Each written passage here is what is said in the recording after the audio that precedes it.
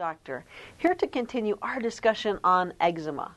I will discuss the current recommendations on irritants and allergens that you should avoid and some real-world practical tips. So if you're ready, let's get started with a dose of medical inspiration. The National Institute of Arthritis and Musculoskeletal and Skin Diseases has a whole list of things that make atopic dermatitis worse.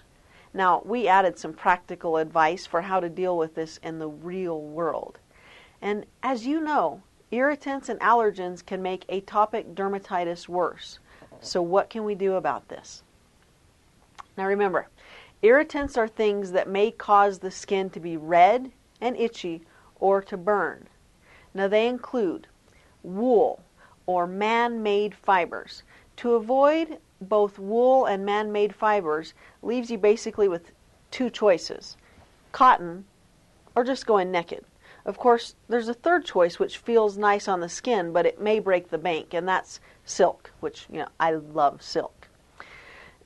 Now remember, another irritant is soaps and cleansers or cleaners. So try to use special pH neutral cleansers that your doctor can advise you on instead of soap. Or truly, unless you're doing manual labor like digging ditches or something, you really don't need to use soap except in a few cracks and crevices.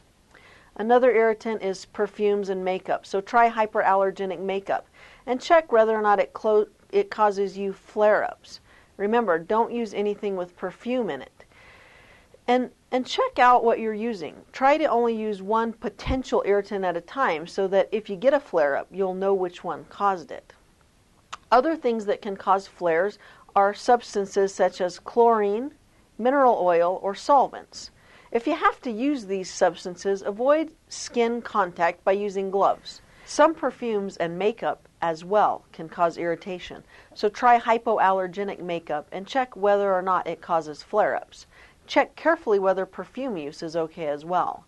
And another thing, when you are doing the checking, make sure to check only one possible irritant at a time, or you won't know which one caused the flare-up if you get one. So what else? How about dust and sand?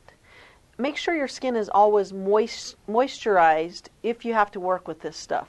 So if you're going to be out where there's dust and sand, think about wearing gardening gloves or other gloves that don't make you sweat too heavily. Another thing to consider is cigarette smoke.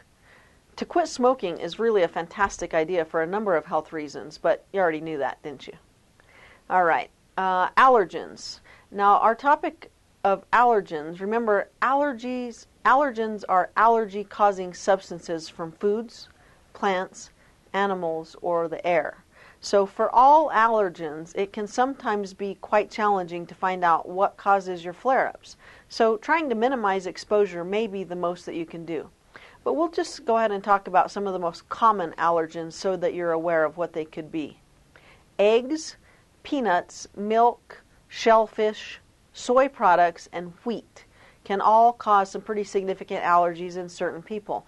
So consider trying a bland diet for a few weeks and introduce these allergen-rich foods back into your diet one at a time. And then carefully monitor your symptoms, and this might give you a hint of what to avoid in the future. Now remember those dust mites that we talked about? Well, it's impossible to completely eradicate them, but you can keep them at bay by buying a hypoallergenic mattress, and you can also buy a hypoallergenic pillow and comforter. And you can also buy these mite-tight covers for these items as well. So consider that if you think you might be allergic to dust mites. Another thing to consider is mold. Make sure your house is well insulated and that you have energy-efficient windows. This will reduce mold growth since the outside walls won't attract moisture. And remember, air out your house often to reduce moisture. And very important, if you do get mold, get off your tuchus and clean that buildup right away. Don't let the mold accumulate and grow. Actually, on second thought, if you're the one with the eczema, you better have your fabulous, loving partner get off their tuchus and clean it up. Even a better idea, I think. All right, what else? Outside of your house, pollen is something that people can be allergic to. So if you go outside, there's really not much of a chance to avoid pollen. But some seasons are definitely worse than others. Now, if you can, figure out what particular seasons are worse for you. And during your particular allergy season, you can watch the news. They have actually reports called pollen reports, or you can even look these up online. And on certain days, you may need to consider sticking close to the house. Now, inside your house, you'll want to consider filters that retain pollen. There are also filters for your heating system, your vacuum, your air conditioner, and yes, even for your windows.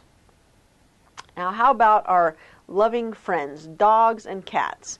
As you probably well know, if you're an eczema or allergy person, dog or cat dander can cause eczema flares. Your doctor is probably going to tell you to get rid of Fluffy and Fido.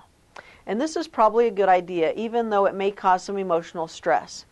If you just can't bear to part with them at all, it's probably a good idea to at least let them live outside. Geez, that was a lot of information about all the allergens and irritants that you should avoid. Oh wait, there is one other thing that you should try to avoid, and that is stress, anger, and frustration. As you know, these may actually make eczema a lot worse. Even though they haven't been shown to cause it, they can definitely make it worse. So remember to avoid that stress, anger, and frustration. Did you catch my clip on the deep breathing exercises? That's one tip that I use to manage those frustrating times for me. I'm Dr. Sugar, and I'm going to continue our discussion on eczema in part 4 of our series. In part 4, I will discuss eczema flares and what you can do to prevent them, or treat them if necessary. Make sure to watch it, and I'll see you there.